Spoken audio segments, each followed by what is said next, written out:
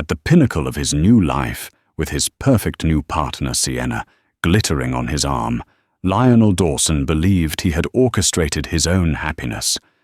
He stood before the city's elite at a lavish charity gala, held in the very house he once shared with his ex-wife, ready to deliver the speech that would cement his success.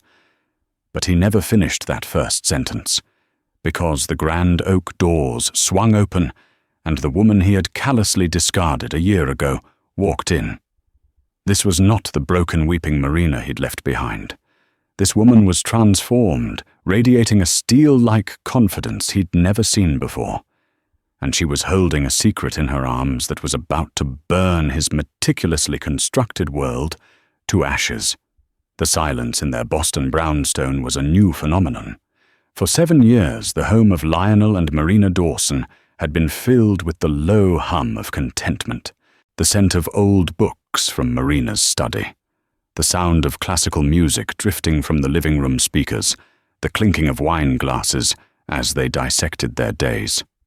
Lionel was a rising star at Price & Dawson Architecture, a firm he'd built from the ground up with his best friend, Robert Price. Marina was a respected art historian, a consultant for museums and private collectors, her mind as beautiful as the canvases she studied. Their life was a curated masterpiece. The first crack appeared as a hairline fracture almost invisible. It was Lionel's phone, which was suddenly always face down on the nightstand. It was the late nights at the office, blamed on a demanding new skyscraper project in the Seaport district. "The client is brutal, Marina," he'd say, kissing her forehead, his lips feeling strangely cool. Just a few more weeks of this grind. Marina, who had always trusted him, implicitly chose to believe him. They were trying for a baby, after all. The stress of that journey with its scheduled appointments and emotional roller coasters was a strain on them both. She reasoned that he was throwing himself into his work as a coping mechanism. She'd double her efforts to be the perfect, supportive wife. She'd have his favorite meal, a slow-braised lamb shank, ready when he stumbled in at 10 p.m., smelling of the crisp night air, and something else, something faintly floral and unfamiliar. The fracture widened the day she stopped by his office, unannounced, with coffee and pastries. She walked into the sleek glass-walled reception area and was greeted by a young paralegal. "Oh, Mr. Dawson is in a client meeting," the woman said, her eyes darting away for a split second too long. But Marina could see into Lionel's office from where she stood. It was empty. His jacket was gone. "That's strange," Marina said, her voice light betraying none of the cold dread coiling in her stomach. "He told me he was swamped here all day." The paralegal offered a weak, practiced smile. He must have just stepped out. That evening, Lionel came home with a lavish bouquet of her favorite peonies. "A peace offering," he announced, his smile too bright. "For being so absent lately. I landed the final approval on the Seaport Tower. We're celebrating." He was charming, attentive, and utterly convincing. As he poured the champagne, Marina felt a wave of guilt for her earlier suspicion. He was working hard for them, for their future family. How could she have doubted him? They made love that night, with a desperation that felt less like passion and more like a farewell. The end came 2 weeks later, on a Tuesday. It was clinical, brutal, and efficient. Marina was arranging a new collection of antique maps in her study when Lionel walked in. He didn't sit down. He stood by the door, his hands shoved into the pockets of his tailored trousers, looking like a handsome stranger in their home. "Marina, we need to talk," he began, using the tone he reserved for difficult clients. "Okay," she said slowly, putting down a 17th century map of Paris. "You look serious." "I'm leaving you." The words hung in the air, thick and suffocating. Marina felt the blood drain from her face. She thought she must have misheard. It was a joke, a terrible, unfunny joke. She looked at his face, searching for a tell a flicker of humor in his hazel eyes. There was nothing but cold, hard resolution. "What?" she whispered. "I've fallen in love with someone else." He said the words coming out in a rehearsed rush. "Her name is Sienna Keller. She's a junior associate at the firm. I've been seeing her for 6 months. I'm sorry, Marina. I never meant to hurt you, but I can't live a lie anymore. I've already rented a new apartment. My things are packed." 6 months. The late nights, the secret calls, the floral perfume, it all crashed down on her at once. Every lie, every excuse, every moment of her own willful blindness. She had been a fool. The pain was a physical thing, a white-hot poker searing through her chest. "Sienna Keller." Marina repeated the name, her voice trembling. A pretty ruthlessly ambitious brunette she'd met once at a company holiday party. The woman had shaken her hand, smiled a little too widely, and said, "It's an honor to finally meet you. Lionel talks about you all the time." The audacity of it stole her breath. "How could you? Lionel?" The question was a fragile, broken thing. Our life, our home. We were trying for a baby. A flicker of something, guilt perhaps, crossed his face before it was replaced by a mask of impatience. "It wasn't working, Marina. We weren't working. We've been growing apart for years. We were just going through the motions. Sienna, she makes me feel alive." He didn't just break her heart. He rewrote their entire history to justify his betrayal. He turned their 7 years of love and partnership into a hollow charade. "Get out," she said, the words barely audible. "My bags are in the hall," he said, as if discussing a business transaction. "My lawyer will be in touch with yours. I want to make this as smooth as possible. Get out." This time her voice was stronger, laced with the venom of a woman scorned. He turned and walked away without another word. Marina stood frozen in her study, surrounded by the beautiful things they had collected together. She heard the front door open, then click shut. The silence that followed was no longer peaceful.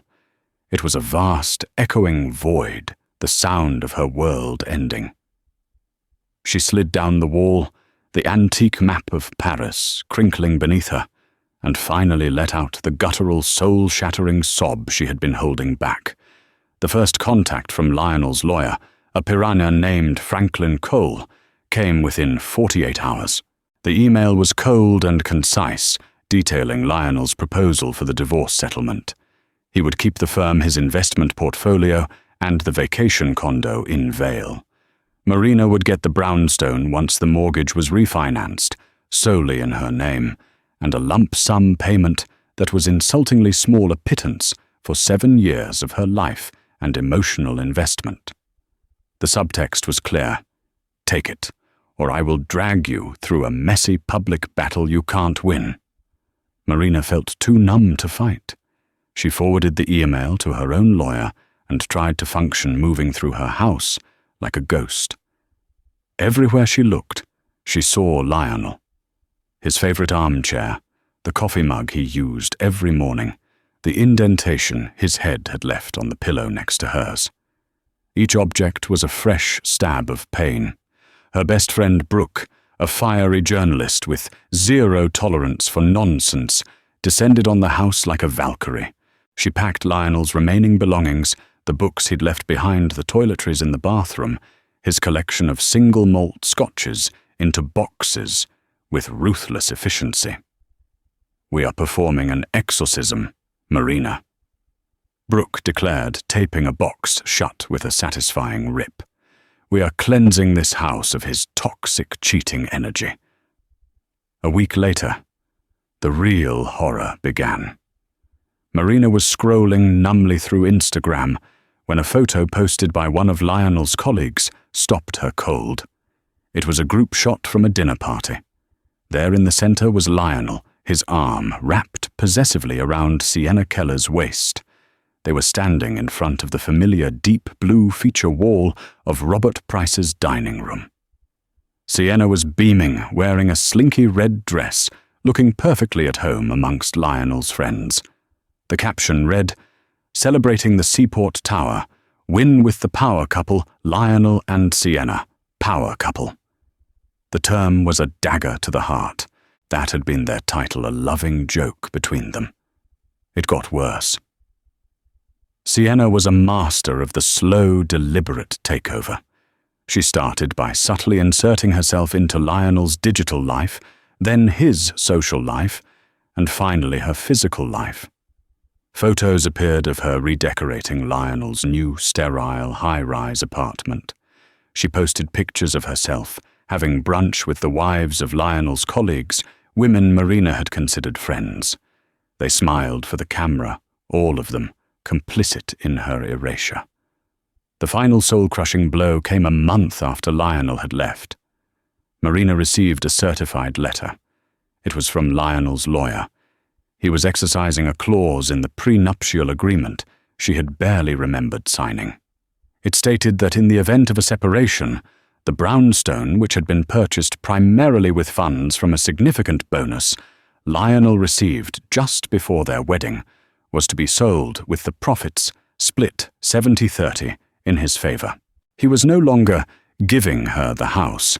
He was kicking her out. Brooke was incandescent with rage. "He can't do this. That bastard is trying to make you homeless." But he could, and he was. Her lawyer confirmed it was ironclad. The generous man who had insisted the house was their forever home had in reality ensured he held all the cards from the very beginning. Marina had 30 days to vacate. The process of packing up her life was a slow-motion funeral. Each box she filled was another shovel of dirt on the grave of her marriage. One rainy afternoon, as she was sorting through the linen closet, she saw a car pull up outside a sleek white Porsche.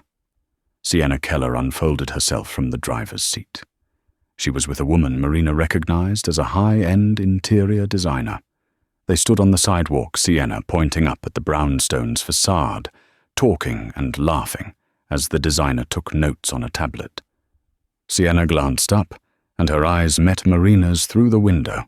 For a moment, her smile faltered, but it was quickly replaced by a look of triumphant disdain. She gave a small, almost imperceptible wave, a gesture of pure mockery. She wasn't just taking Marina's husband, she was measuring the drapes in her home before her body was even cold. That was the moment something inside Marina snapped. The grief and the sorrow that had paralyzed her for weeks began to curdle, hardening into a cold, diamond-hard resolve. She wasn't just a victim. She was Marina Dawson, a woman who had built her own career, who had a mind and a will of her own. She would not be erased. She called her lawyer. "Forget the settlement negotiations. Don't respond to anything. Let them wonder what we're doing." "Marina, that could be risky," the lawyer advised. "Just do it."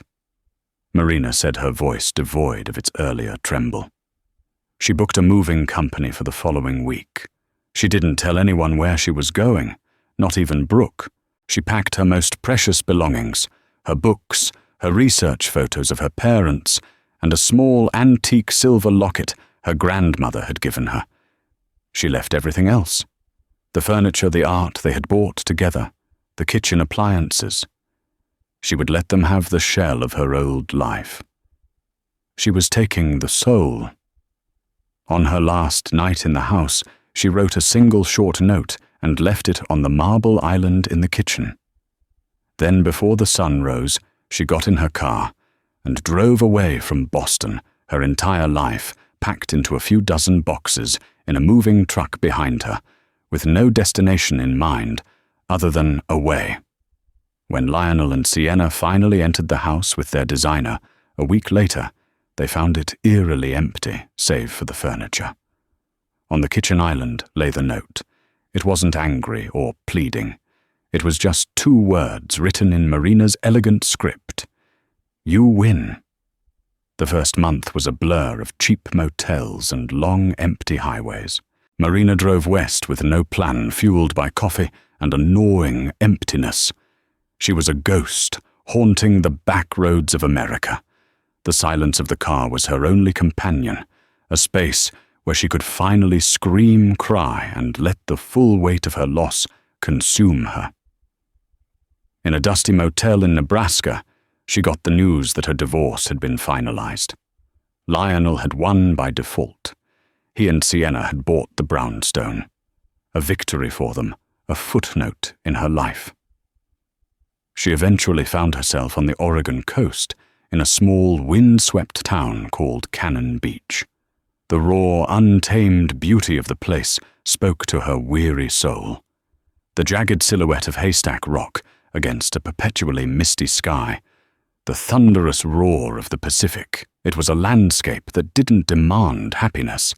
It simply existed, powerful and enduring, and it allowed her to do the same.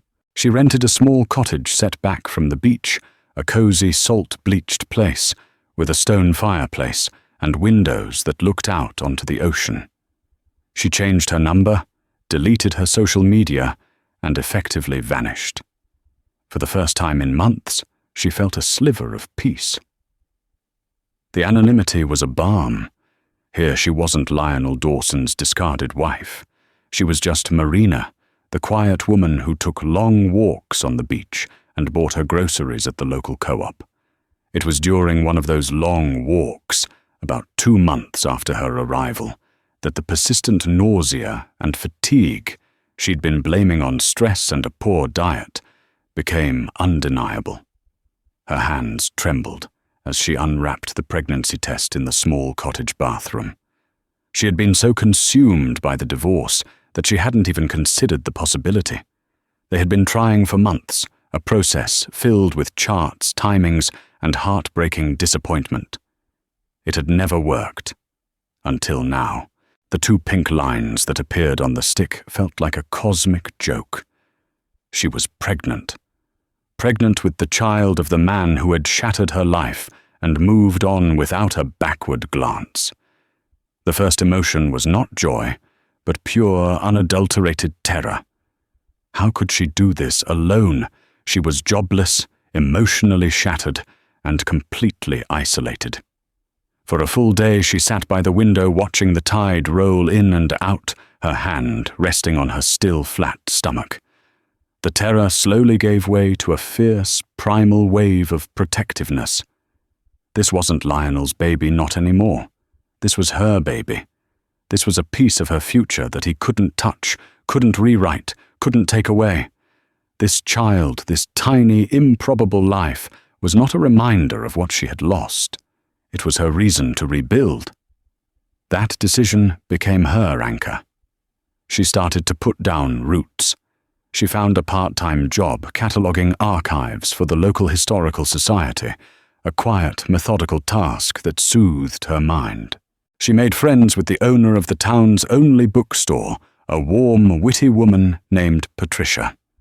She started painting again, a hobby she'd abandoned years ago, filling canvases with the moody blues and greys of the Oregon coast. As her belly grew, so did her strength.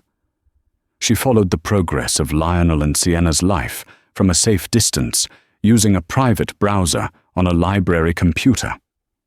She saw the society pages gushing about their whirlwind romance.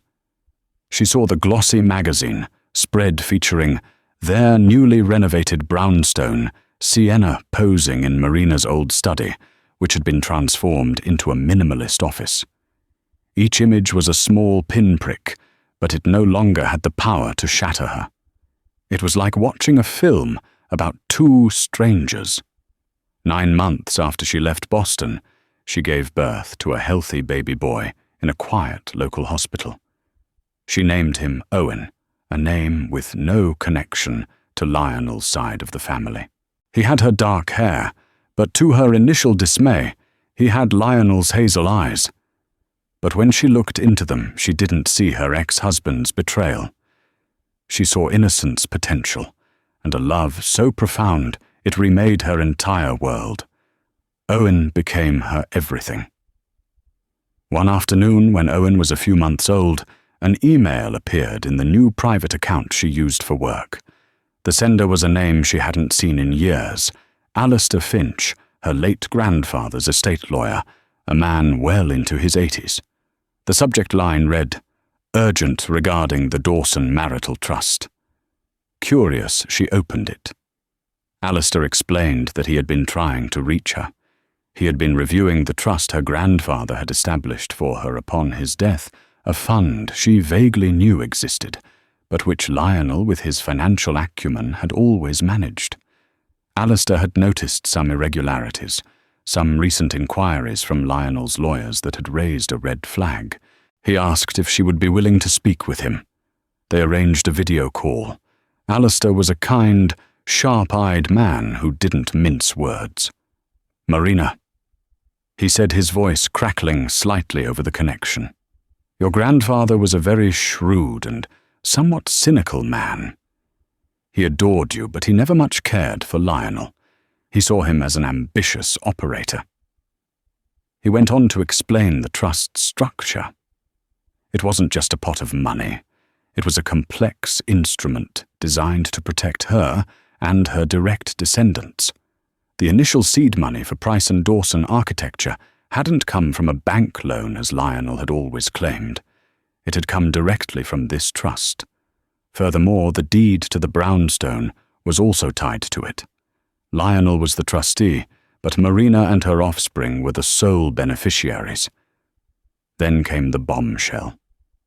"Your grandfather included a rather unique morality clause," Alistair said, peering over his spectacles. "He stipulated that if the acting trustee, that is Lionel, were to engage in an act of infidelity that directly led to the dissolution of the marriage, a series of events would be triggered. Full financial control of all assets, originating from the trust, would immediately revert to you, the primary beneficiary. The transfer is contingent on you providing irrefutable proof of the infidelity." Marina stared at the screen, her heart pounding. "What are you saying?" "I'm saying," Alistair said, a grim smile on his face, "that your ex-husband's new life, his company's foundation and his home are all built on your grandfather's money, and according to this document, he has just defaulted on the terms of the loan. He just doesn't know it yet." For Lionel Dawson, victory tasted sweet, but the aftertaste was surprisingly bitter. He had everything he thought he wanted. He had the thriving firm, the beautiful home, and the stunning, vivacious woman on his arm. Sienna was a trophy, and he paraded her everywhere. She was brilliant at social functions, charming potential clients, and looking impeccable in couture. Their life was a whirlwind of galas, exclusive dinner parties, and weekend trips to the Hamptons. They were the city's new it couple. But beneath the glossy surface, cracks were beginning to show. The easy intellectual companionship he'd shared with Marina was absent. Conversations with Sienna rarely strayed from gossip social climbing and her endless desire for more. More jewelry, a faster car, a bigger renovation. She had an insatiable appetite for the trappings of wealth and a terrifyingly short attention span for anything that didn't directly benefit her. He found himself missing the small things. He missed discussing a foreign film with Marina over a bottle of cheap, robust red wine. He missed the way she would get lost in a book, her brow furrowed in concentration. He missed her quiet, steady presence, a warmth that had anchored him without him ever realizing it. Living with Sienna was like living with a firework, dazzling, exciting but ultimately exhausting, and leaving you with nothing but smoke. The renovation of the brownstone became a point of contention. Sienna had ripped out all the custom-built mahogany bookshelves Marina had designed, replacing them with stark white walls to display a single ridiculously expensive piece of modern art. The cozy lived-in kitchen was gutted and replaced with a cold professional-grade steel setup that was rarely ever used for cooking. The house no longer felt like a home. It felt like a gallery, a showroom for their success. "It's an investment, darling," Sienna would say, waving a dismissive hand when he voiced a rare complaint. "It's about image.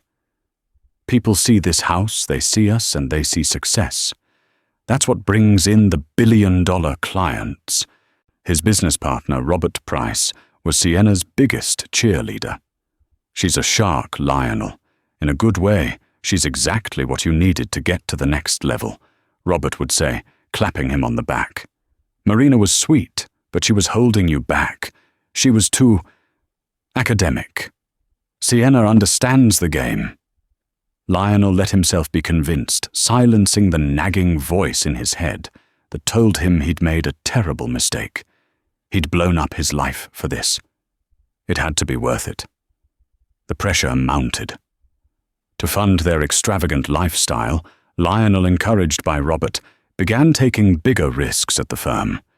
They took on highly leveraged projects, borrowing heavily against their existing assets. His once cautious financial strategy became reckless, a high-stakes gamble to keep the money flowing. One evening he was working late, reviewing the firm's finances.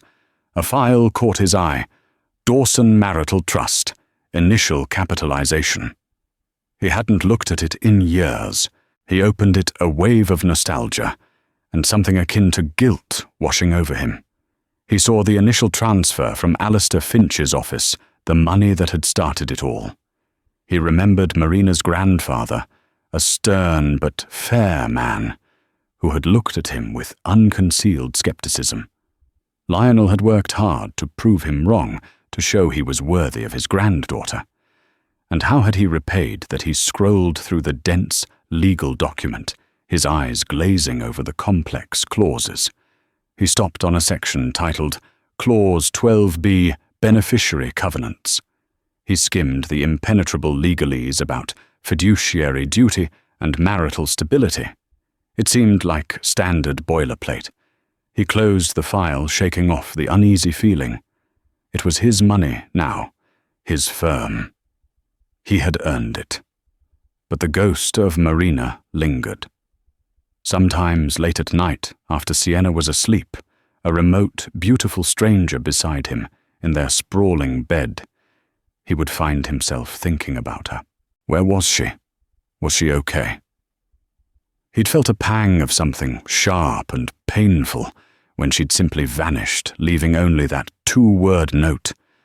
He'd expected a fight Tear's accusations. Her silent disappearance was more damning than any screaming match. It was a quiet judgment, an indication that he was no longer worth her time or her anger. He told himself it was for the best, a clean break. But as Sienna's demands grew more shrill and the pressure at work more intense, the memory of Marina's quiet grace and unwavering support became a constant, silent rebuke. He was living in a gilded cage of his own making, and the bars were beginning to feel cold and tight. The Foundation for Children's Arts Gala was the crowning achievement of Sienna's year-long social campaign. She had clawed her way onto the board and then ruthlessly maneuvered to have the event hosted at her home. It was her coronation as Boston's new Queen Bee.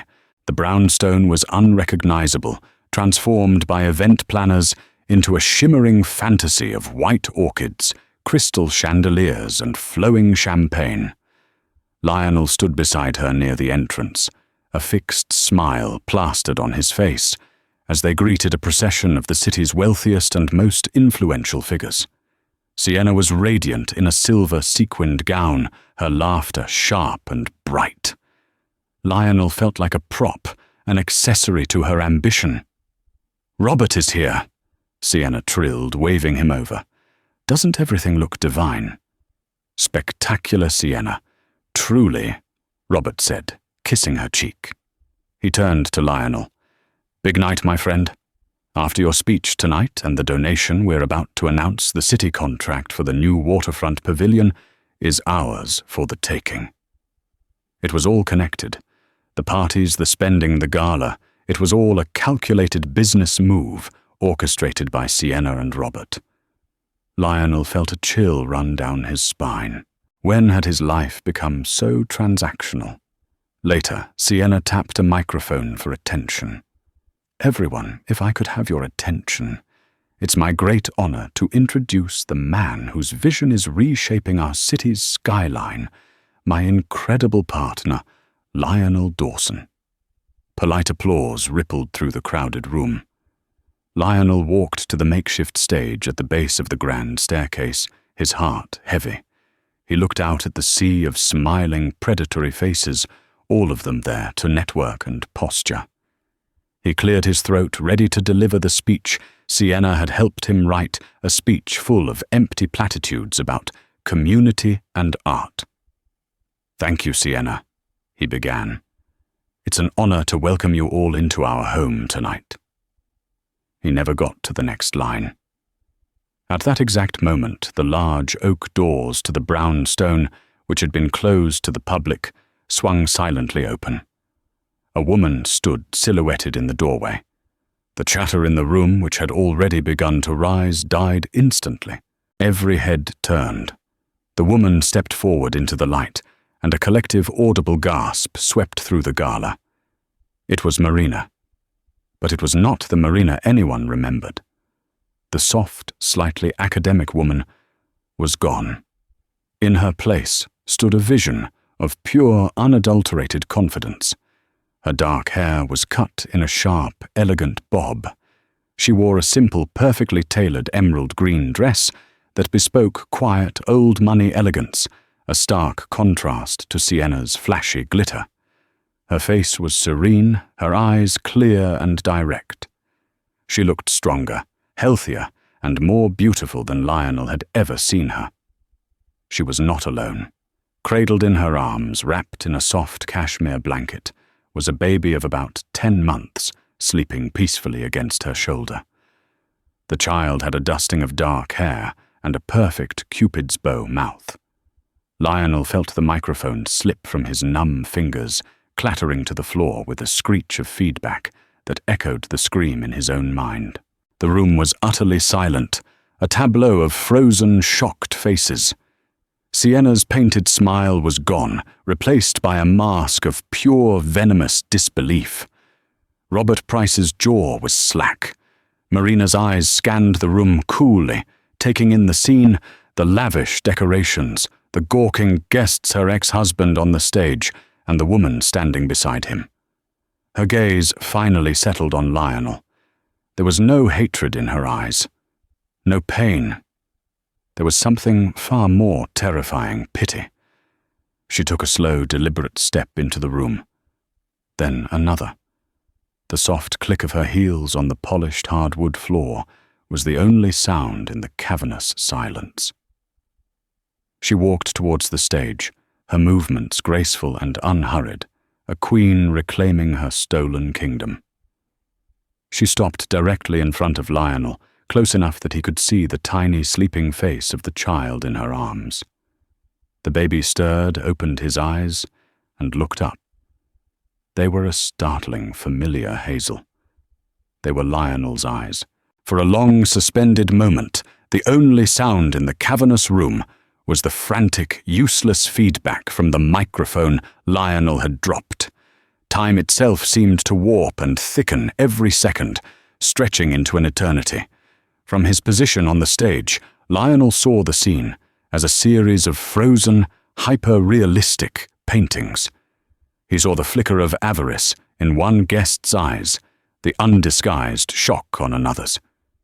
He saw Robert Price, his face a mask of confusion that was rapidly hardening into dread. He saw Sienna, her perfectly composed features fracturing like porcelain under a hammer. But most of all, he saw Marina. She stood there, a portrait of serene power, holding a child whose existence fundamentally rewrote Lionel's entire world. The spell shattered. The silence broke, not with a single sound, but with a tidal wave of them, gasps, sharp whispers, the frantic tapping of thumbs on phone screens, as the city's elite began to broadcast the scandal of the decade. Sienna, recovering first, moved with the vicious speed of a cornered predator. Her survival instincts, honed by years of social climbing, took over. This was an attack, and it had to be neutralized. "What is the meaning of this?" she snarled, her voice dropping its musical party tone and taking on a low, dangerous edge.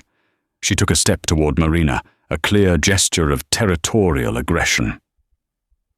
"Whatever pathetic, desperate stunt this is, you are not welcome here. Security!"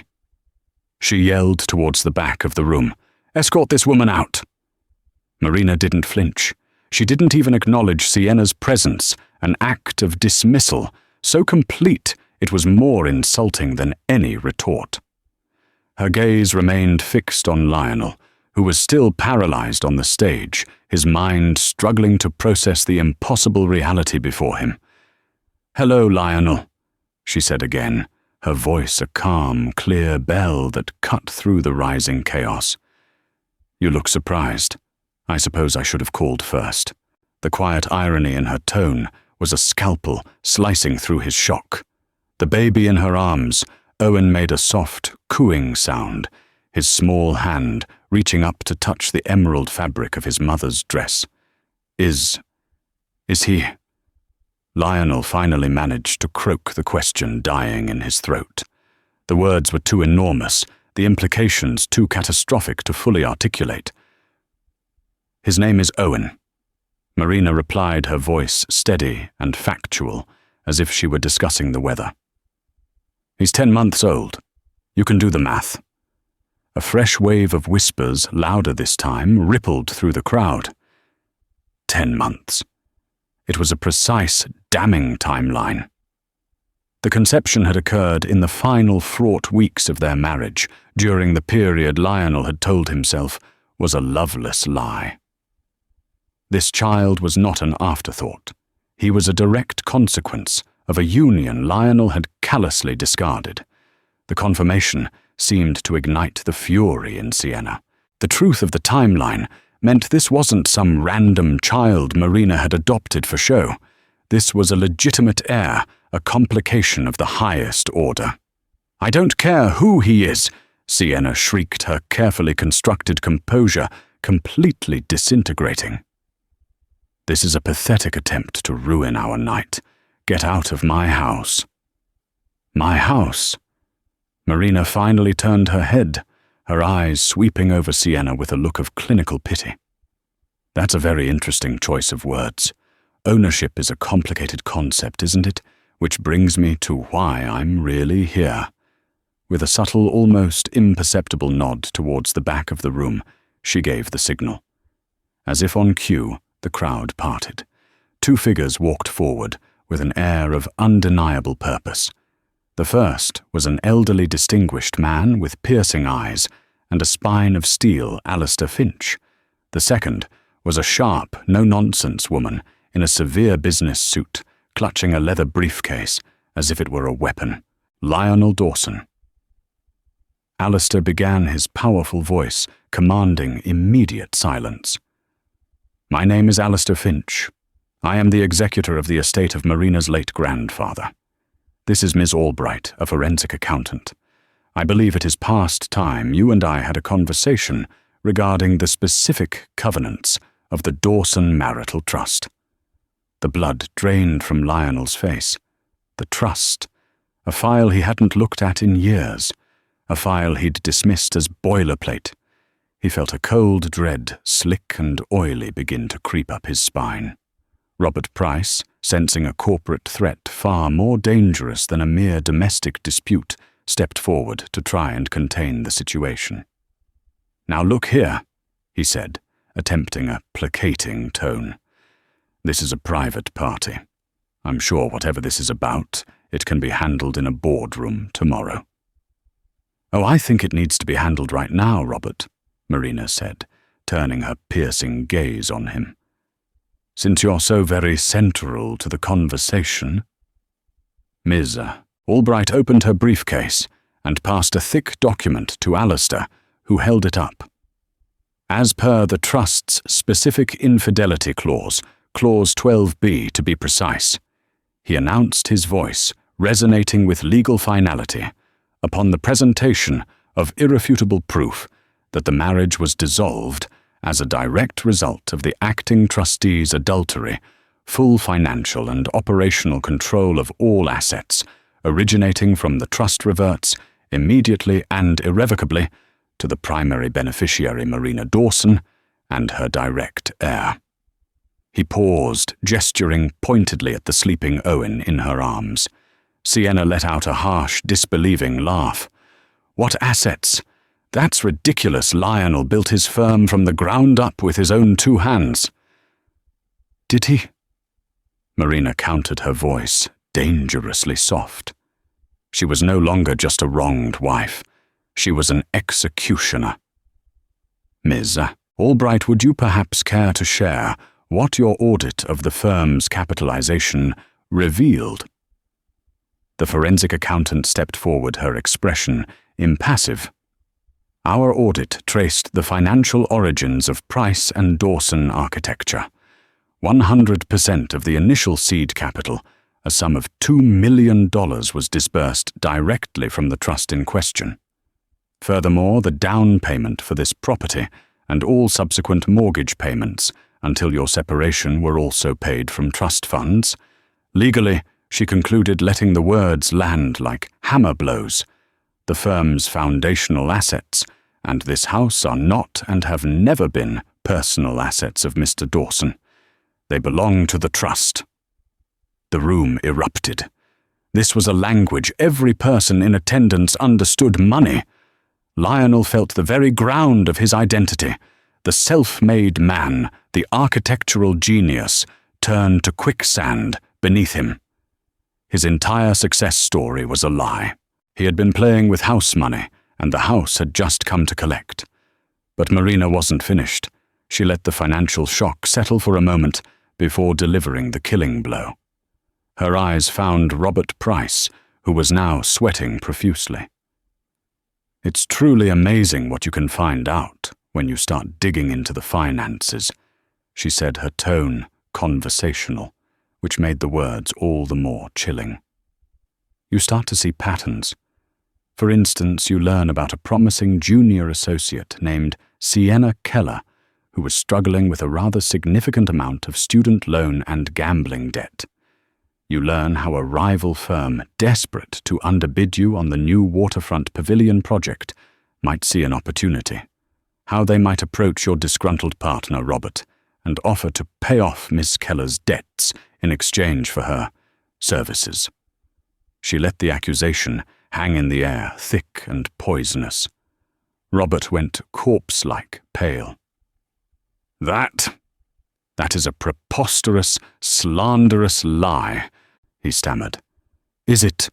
Marina raised a perfectly sculpted eyebrow. "Because Miss Albright is quite gifted at following the money. She traced a series of large anonymous payments into Ms. Keller's offshore accounts, payments that originated from a shell corporation registered in the Cayman Islands, a shell corporation that happens to be owned by your brother-in-law." It was over. The final, undeniable piece of the puzzle clicked into place. The crowd collectively turned to stare at Robert and Sienna. The betrayal was staggering in its scope. Sienna hadn't just been an affair. She was a weapon. Robert, his best friend, his partner for 15 years, the man with whom he had shared dreams and bottles of scotch, had not only condoned the affair, but had orchestrated it for financial gain. Every late-night strategy session, every congratulatory handshake, every word of encouragement had been a lie. Lionel's mind fractured. He looked at Sienna, and he no longer saw the vibrant, exciting woman he'd craved. He saw a paid actress, a stranger whose every touch and whisper had been part of a script. He looked at Robert, and he didn't see a friend. He saw a serpent who had been coiled at his side for years, waiting for the perfect moment to strike. His success, his home, his friendship, his love, it was all a grand, hollow fraud. Alistair Finch's voice cut through his internal agony, delivering the final verdict. The trust documents are ironclad. As of this moment, Miss Marina Dawson is assuming full control of all trust assets. Lionel, you are hereby removed as trustee, effective immediately. The firm's assets are frozen, pending a full audit and restructuring under her sole direction, and you have 48 hours to vacate this property. The last vestiges of Sienna's composure shattered. The money, the status, the power, it was all tied to. Lionel was now worthless. No, she shrieked, whirling on him, her face a mask of primal greed and terror. Fix this, you have to fix this. This can't be happening. But Lionel didn't hear her. He was no longer looking at the architects of his ruin. His gaze was fixed across the room at the only real things left in it. He saw his son, Owen, who had begun to stir his small face, peaceful and innocent. And he saw Marina, the woman he had thrown away, a woman who had weathered the ultimate storm of betrayal, not by breaking, but by becoming the storm itself. She stood there calm and victorious, holding the life he should have had, the love he had so foolishly squandered. He hadn't just lost a company or a house. He had lost everything that had ever truly mattered. The aftermath of Marina's return was not a slow decay, but an instantaneous implosion. The moment the truth detonated in the center of the room, the glittering facade of the gala shattered into a million pieces. The frantic whispers turned into a cacophony of undisguised gossip. Guests who moments before had been vying for Lionel's attention now looked at him with a mixture of pity and contempt. They were sharks who had scented blood, and they were backing away from the carnage, eager to recount the story of his spectacular demise. Goodbyes were hasty air, kisses were abandoned, and the room emptied with a speed that was in itself a brutal judgment. In the ensuing chaos, Sienna rounded on Lionel, her beautiful face twisted into an ugly snarl of panic and rage. "This is your fault!" She spat her voice, a venomous whisper that was somehow louder than the surrounding din. "You and your pathetic sentimental history. I told you to crush her, to leave her with nothing." She was a corporate spy, Sienna. Lionel said the words feeling like ash in his mouth. "You were paid to do this." "I was paid to get results." She shot back, her eyes wild. "And I did. We had it all. The money, this house, the respect. And you let her walk in here and take it away. You are weak, Lionel. You were always weak." She looked around the opulent room at the wilting orchids and the abandoned champagne flutes, her gaze lingering on the life that was evaporating before her eyes.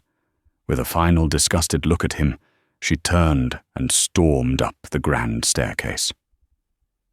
By the time the last caterer had cleared out in the pre-dawn hours, Sienna was gone. Her closets were empty, her jewelry box bare. She had vanished as quickly and completely as she had appeared, leaving behind only the faint scent of her expensive perfume and the deep, permanent crater she had made of his life. Lionel was left alone in the vast, echoing shell of the brownstone. The next 48 hours passed in a surreal, suffocating haze. He wandered through the rooms Sienna had so coldly curated, her minimalist aesthetic, now feeling like a monument to his own hollowness. He saw ghosts everywhere. In the study, he didn't see Sienna's sterile white desk, but the memory of Marina's beloved mahogany shelves overflowing with books that smelled of paper and time. In the kitchen, the gleaming, unused steel appliances seemed to mock the memory of shared meals of Marina's flour-dusted hands kneading dough on a Sunday morning. Every object was a testament to his catastrophic error in judgment. He had traded the authentic for the artificial substance, for style love, for an illusion of power. He had believed Sienna's ambition was a reflection of his own, when in reality it was a parasitic entity that had merely used him as a host. He had believed Robert was his friend, his brother, when he had been nothing more than a co-conspirator in his own ruin. On the final afternoon, with the movers scheduled to arrive the next morning to inventory the trust's assets, he sat down at the cold marble island in the kitchen. He thought of Marina's two-word note, "You win," and a wave of profound shame washed over him. She hadn't been surrendering. She had been letting him hang himself with the rope he'd so eagerly fashioned. He took out a single sheet of paper and a pen. He didn't write to make excuses or to beg for a forgiveness he knew he didn't deserve. He wrote to confess. He filled the page with the truth of his weakness, his ego, his monumental foolishness. He apologized for his lies, his cruelty for shattering something so precious with such careless hands. It was a paltry offering, a drop of remorse in an ocean of wreckage, but it was all he had left. He left the letter on the island, a final futile echo of a conversation he should have had a lifetime ago. Then, with a single suitcase containing the few things that were truly his, he walked out of the house for the last time. Marina, meanwhile, moved with the cool, swift efficiency of her newfound power. She never set foot in the brownstone again.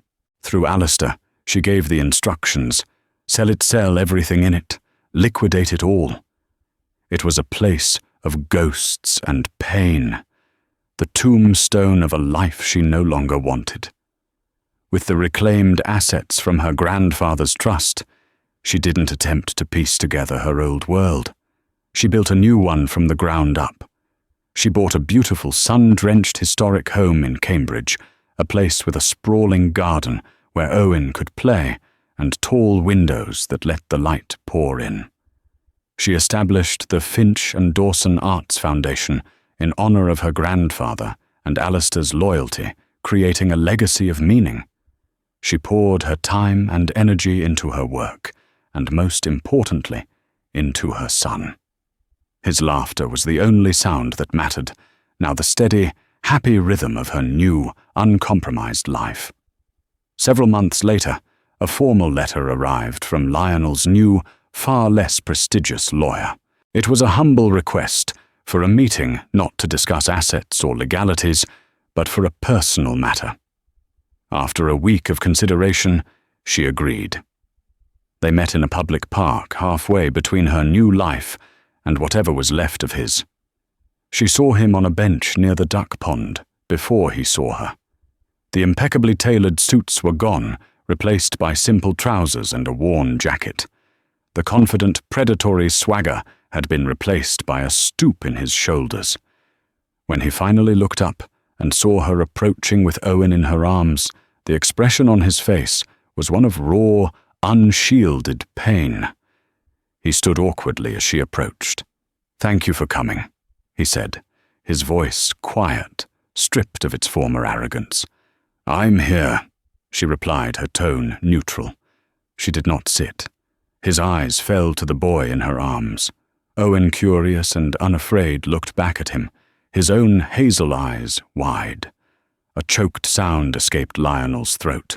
It was the first time he had seen his son up close in the clear light of day. He didn't ask for a second chance for her, for them. He seemed to know that was a door he had sealed shut forever. His request was smaller, more fragile. Can I know him?" he asked, his gaze fixed on Owen.